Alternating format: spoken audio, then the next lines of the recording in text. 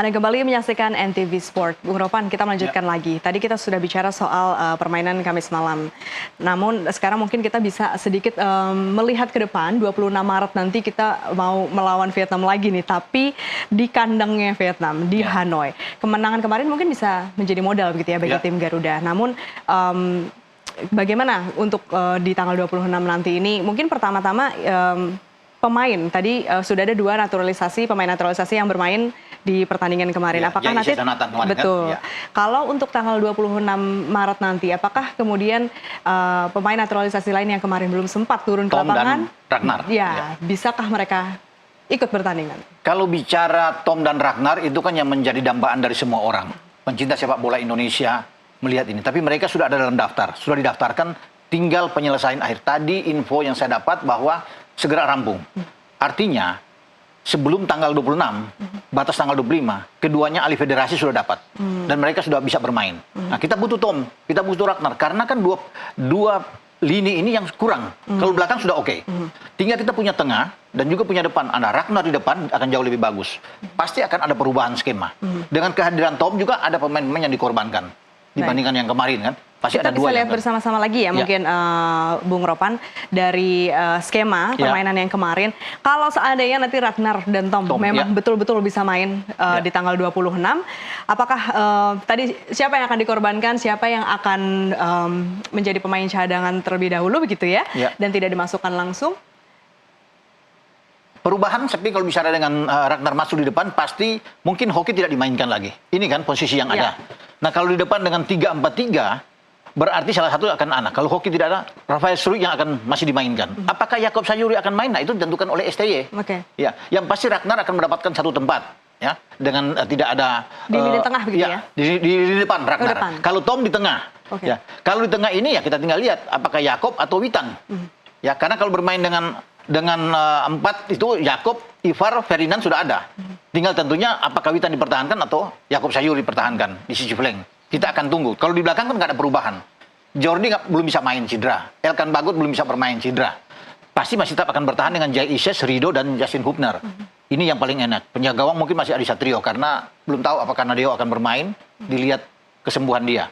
Bicara soal permainan kemarin, Bung Ropan, bagaimana dengan permainan Witan Sulaiman? Apakah kemarin itu memang dilihat menurut Bung Ropan? Ketika dia tidak ditarik keluar oleh STY, artinya ini kan pemain yang di mata STY artinya tidak jelek-jelek amat, sehingga dia masih dipertahankan. Kalau pemain itu jelek, ada 5 pergantian yang dibuat oleh STY kemarin, termasuk yang tadi kita bahas. Hoki Caraka keluar, Egy masuk, Jakob keluar, Sandi masuk, ya kan, Nathan keluar, ada Pratama Arhan. Nah, Sananta masuk menggantikan Struijk. Di belakang, Rido keluar, Ricky Kambuaya masuk. Sehingga perubahan skema, itu Sandi yang masuk ke dalam untuk bermain dengan Ises dan Hubner ketika Rido keluar. Nah, Rido pemain yang sangat bagus. Dan dia pasti akan dipertahankan. Nah, itu skema yang ada. Nah, dengan adanya pemain seperti Tom Haye di tengah akan jauh lebih bagus bagi Marcelino dan Ivar Jenner. Hanya saja yang perlu saya ingatkan, Marcelino jangan terlalu banyak gocekan, memaksakan diri ingin menunjukkan kelebihan. Ini pemain bagus. Dari passing dia oke, tapi jangan kebanyakan. Melewat satu pemain pingin 2 pemain, 3 pemain. Enggak, main simple aja. Dapat kasih, itu kan jauh lebih bagus. Biarkan Tom yang mengendalikan ritme permainan di tengah. Ini akan oke. Nah, sementara tugas Ivar Jenner itu rap-rap. Pemainnya juga hajar, box to box, hajar terus. Nah, itu bagus. Kita punya pemain seperti dia. Nah, dia saya pikir kemarin berperan penting. Ivar untuk mematikan kapten kesebelasan Vietnam, Do Dung Ho. Kalau tidak ada Ivar, berat. Ini Do Dung Ho bagus, sehingga Do Dung Ho nggak berkuat, ditarik keluar oleh pelatih mereka. Artinya, Bung Ropan, apakah kalau bicara soal lini tengah tadi, ini memang bagian dari tim Garuda yang kurang berkembang begitu, jadi harus mendapatkan perhatian khusus untuk pertandingan selanjutnya? Betul. Perhatian itu dan perubahan itu ada. Kalau bermain dengan Tom dan Ivar, berarti Marcelino yang akan bergeser ke kiri. Karena itu yang selalu dilakukan oleh STY. Marcelino akan ke kiri dan tinggal di kanan. Apakah Witan atau Sayuri yang akan dipertahankan. Mungkin kalau Witan main bagus kemarin, tidak digantikan, Witan yang akan bermain. Habis di kanan. Jadi itu ada di tengah Witan, Tom, Ivar, dan Marcelino.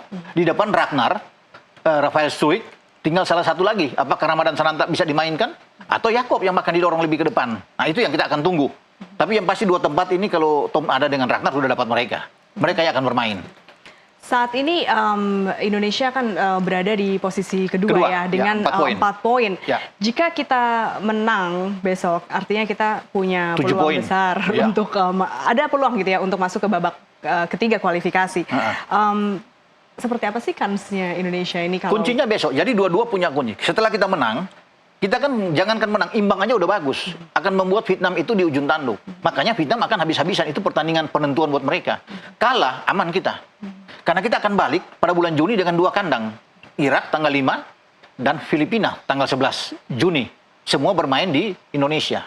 Jadi ini peluang bagus. Vietnam out karena Vietnam hitung-hitungannya akan ke Basra, ke kandang Irak. Berat buat mereka. Main di kandang sendiri kalah 1-0 lawan Irak. Jadi makanya Vietnam akan segala upaya akan mereka lakukan. Hanya saja pemain-pemain kita tidak boleh terpancing. Mereka akan memprovok kita. Itu yang akan dilakukan oleh Vietnam. Kemarin kan kita 4 kartu kuning. Setelah bermain keras, termasuk Witan mendapat kartu kuning. Nah, ini berbahaya.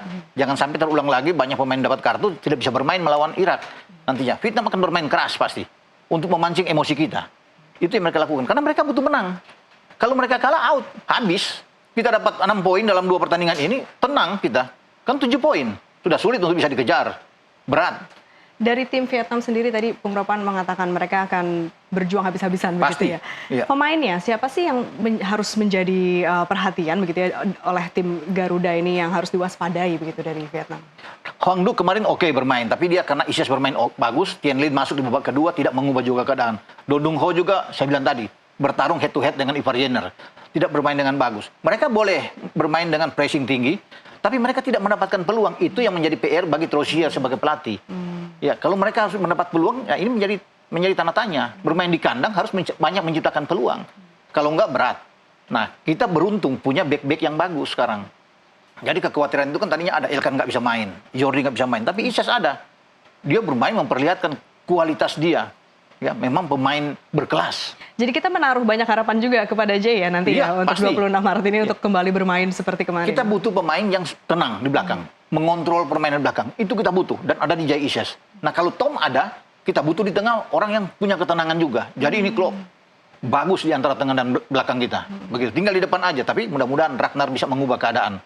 Dengan Ragnar ada bermain dengan Lafayette Struik atau siapapun yang dipasang, entah didorong Witan di ke depan atau dengan Jakob, itu urusan STY.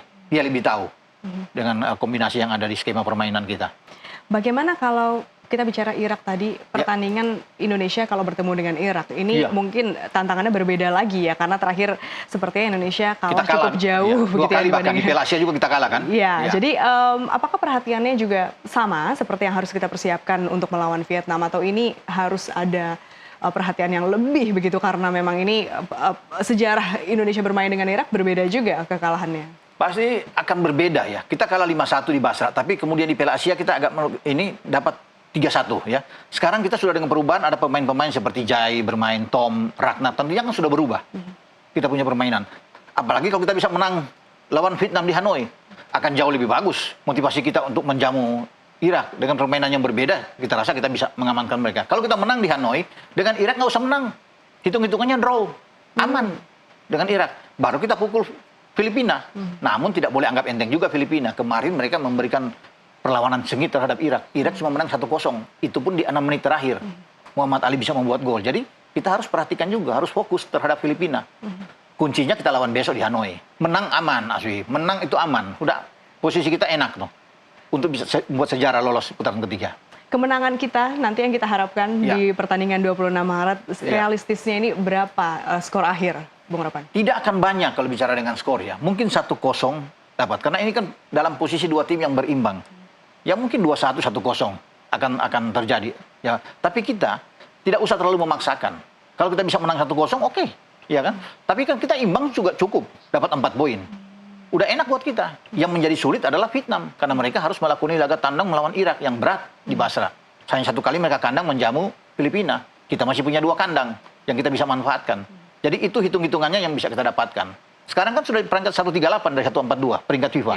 Kalau kita menang lagi di Hanoi, dapat 30 poin. Masuk lagi ke 135. Itu lebih bagus buat kita. Jadi intinya adalah berapapun skornya yang penting menang dulu ya besok di Temanya, Hanau ya. judulnya menang. Menang, baik. Mau 1-0, 2-1 menang, itu paling enak tuh. Baik, terima kasih Bung Ropan atas waktunya malam ini. Ya. Pemirsa tetaplah bersama kami di NTV Sport, kami akan segera kembali usai jeda berikut.